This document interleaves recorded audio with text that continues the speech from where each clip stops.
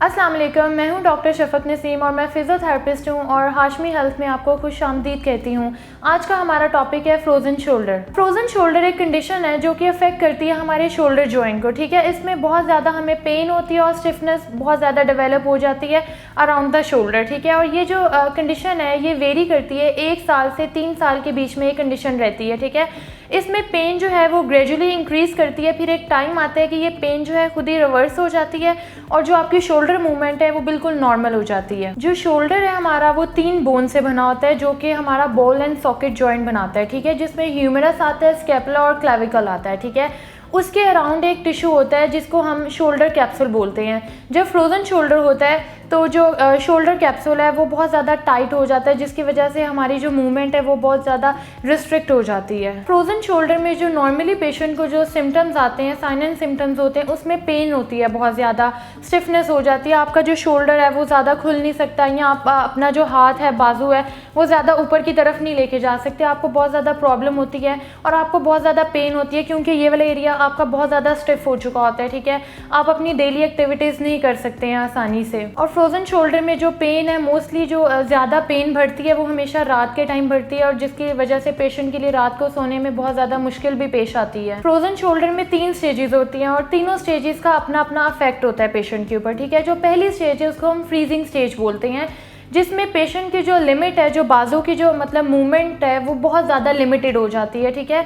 और इस स्टेज में पेन जो है वो काफ़ी बढ़ जाती है और समटाइम्स बहुत ज़्यादा सीवियर हो जाती है कि पेशेंट के लिए रात को सोने में बहुत ज़्यादा मुश्किल पेश आती है। जो सेकेंड स्टेज है उसको हम फ्रोज़न स्टेज बोलते हैं, ठीक है। इसमें आपकी पेन जो है वो तो मतलब काफ़ी हद तक बेहतर हो जाती है, लेकिन जो आपकी स्टिफनेस है वो आपकी बहुत ज़्यादा वर्स हो जाती है। स्टिफनेस मतलब आप लोग समझते होंगे कि बहुत ज़्यादा आपके पट्टे हैं उनमें खिंचाव आ जाता है, ठीक है, जिसकी मूवमेंट बहुत ज़्यादा मुश्किल हो जाती है, जिसकी वजह से आप अपनी डेली एक्टिविटीज़ नहीं कर सकते। डेली एक्टिविटीज़ से मुराद कि आप प्रॉपर अपना ब्रश जो है वो बालों को कॉम नहीं कर सकते, आपका हाथ इतनी भी नहीं इजाज़त देता कि आप बाल प्रॉपर पीछे अपना हाथ लेके जाके अपने बालों को कॉम कर सकें, ठीक है।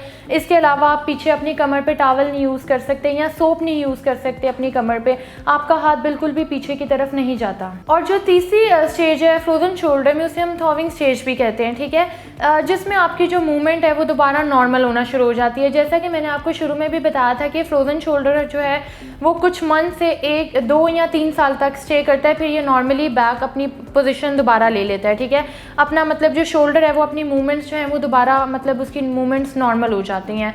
तो थॉविंग स्टेज में बेसिकली ये होता है कि जो आपकी रेंज ऑफ मूवमेंट है वो दोबारा नॉर्मल की तरफ आना शुरू हो जाती हैं। अब हम देखते हैं कि फ्रोज़न शोल्डर किन लोगों में ज़्यादा पाया जाता है। फ्रोज़न शोल्डर जिन लोगों को डायबिटीज़ हो या कोई हार्ट डिजीज़ या कोई थायराइड का मसला हो, उनमें फ्रोज़न शोल्डर हमेशा ज़्यादा पाया जाता है और फ्रोज़न शोल्डर हमेशा औरतों में ज़्यादा होता है एज़ कम्पेयर टू मैन। जो फ्रोज़न शोल्डर है इसके जो मतलब जो ज़्यादा अफेक्ट करता है ये 40 से 60 के बीच में ज़्यादा अफेक्ट करता है। अगर हम फ्रोज़न शोल्डर की ट्रीटमेंट की बात करें तो जो फिजियोथेरेपी है वो सबसे ज़्यादा हेल्पफुल है फ्रोज़न शोल्डर में।